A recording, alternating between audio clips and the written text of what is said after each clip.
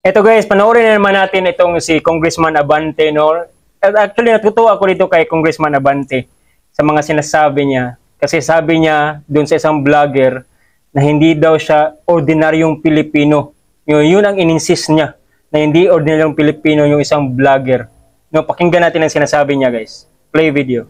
Hindi ka ordinaryong Pilipino. Tama, mali? Ordinaryong Pilipino ako, Mr. Hindi, Chair. hindi ka ordinaryong Pilipino. Vlogger ka eh. No, manggagawa ako, Vlogger Mr. ka. Chair. Lahat pa ng ordinaryong Pilipino, vlogger? Mr. Chair, manggagawa ho ako Sandali lang, na may sandali lang. platform ho. Sandali So, lang. ordinaryong Pilipino ho ako, Sandali Mr. lang. Chair. Profanities, insults, malicious is a healthy discourse. Gusto kong tanungin yung mga vloggers natin. Do you agree with her on that? Yes. Mr. Chair, no other than the highest court of the land has repeatedly said na hindi po masama ang pagmumura, lalong-lalo na sa mga pampublikong opisyal, especially kung ang pinatutungkulan po ay yung official functions nila.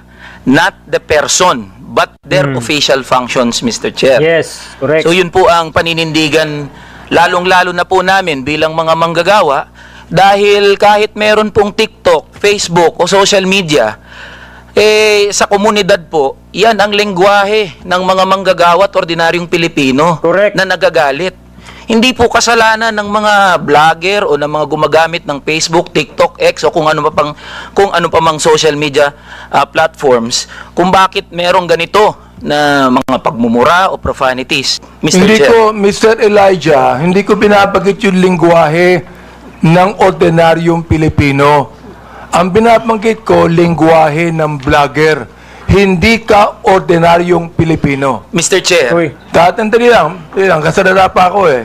Kung yung pong mga binanggit niya ay nakapatungkol po sa official function, then it is warranted.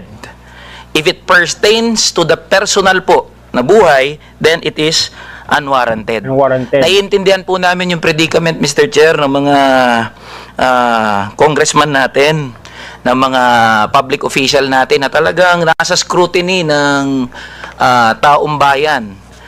Pero hinihingi rin po ng taong bayan, lalong-lalo na ng mga manggagawa, ang pag-intindi po ng ating mga congressmen doon sa kung ano yung nararamdaman at ano yung pakiramdam, emosyon ng mga tao patungkol doon sa function po ng ating mga public official. Correct. I believe yung mga binanggit po ni Miss Joey, it is part of protected speech.